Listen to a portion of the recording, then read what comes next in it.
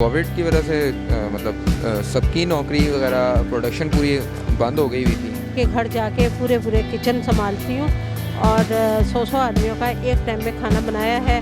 थोड़े से हालात आ जाते हैं, मुश्किल आ जाते हैं, लेकिन हमेशा मुश्किलात तब पड़ती हैं जब आपका आपस में एक दूसरे के साथ जो है ना बिहेवियर गलत हो जाए। जितने हालात ख़राब हो रहे थे हमारे घर में उससे ज़्यादा सुकून हो रहा था।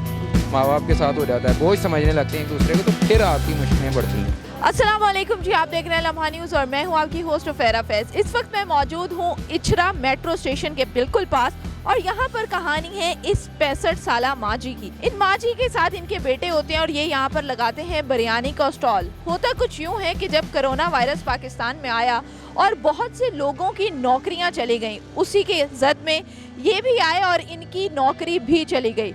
घर में गुजारा किस तरह से हुआ, घर में कौन कौन लोग हैं और फिर आखिर ये फैसला कैसे किया कि बिरयानी का ही स्टॉल लगाना है, क्योंकि माँ जी हैं, घर में कोई काम कर सकती थी। आज ही इनसे जानते हैं इनकी कहानी के बारे में। अस्सलाम वालेकुम। वालेकुम सलाम। कैसी है माँ जी? शुक्र अल्लाह का, ठीक ठाक। माँ जी, सबसे पहले तो मुझे ये बताएं कि आप 65 साल की हैं, क्योंकि आप दिखती नहीं है 65 साल की, लगता है कि आप 35-40 साल।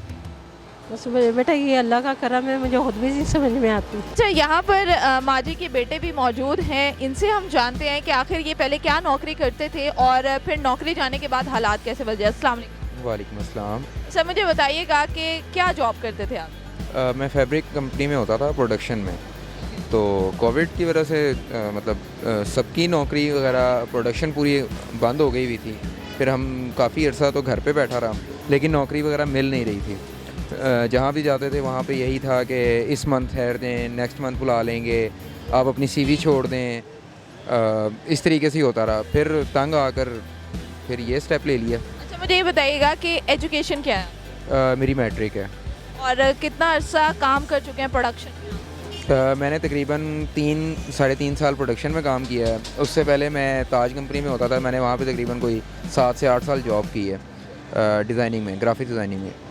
तो घर में कौन कौन लोग हैं माँ जी? मेरा बेटा है और मेरी बहू है और मेरा पोता। बेटे से ज़्यादा प्यार पोते से होता है, ऐसा है? मुझे अपनी बेटे से ज़्यादा प्यार अपनी बहू से भी है और बहू से ज़्यादा प्यार मुझे अपने पोते से है। तो माँ जी, मुझे ये बताइएगा कि जब बुरे हालात आए और घर में खाने को कमी पड़ गई तो आपने ये स्टेप लिया, कोई और काम भी कर सकती थी, यही बाहर निकलकर बिरयानी बेचना ही?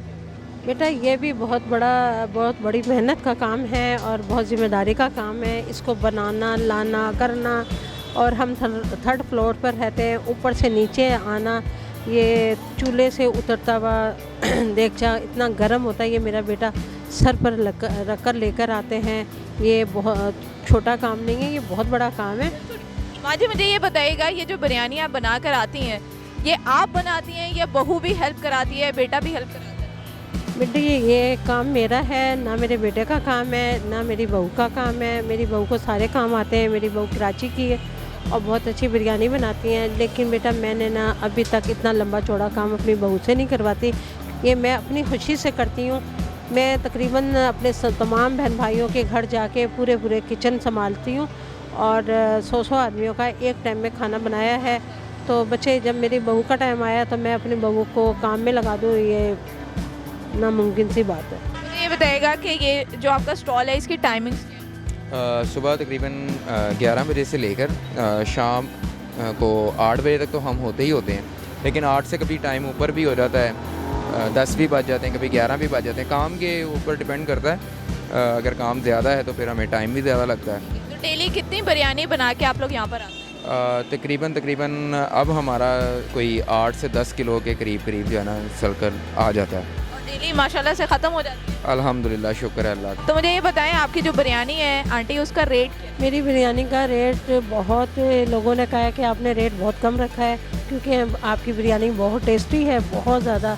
यहाँ इतने सारे होटल्स वाले बैठे हुए हैं, सबके पास बिरयानी है, सब कहते हैं कि आपकी बिरयानी के आगे सबकी बिरयानी बेकार हो चुकी है। और आपका रेट जो है ना 150 रुपये है और सिंगल प्लेट के 150 है, फुल प्लेट के 280 हैं। अच्छा, मैं आपसे पूछना चाहूँगी कि जितने भी लोग आपको इस टाइम अपनी स्क्रीन्स पर देख रहे हैं, वालिदैन के हवाले से उन्हें कुछ कहना चाहेंगे? तो औलाद के हवाले से कह सकता हूँ कि माँ बाप का बहुत ज़्यादा हक़ होता है, बहुत ज़्यादा। इवन कि वो औलाद को अगर धुतकार भी देना तब भी उसके बावजूद भी औलाद का फ़र्ज़ ख़त्म नहीं होता माँ बाप की तरफ से।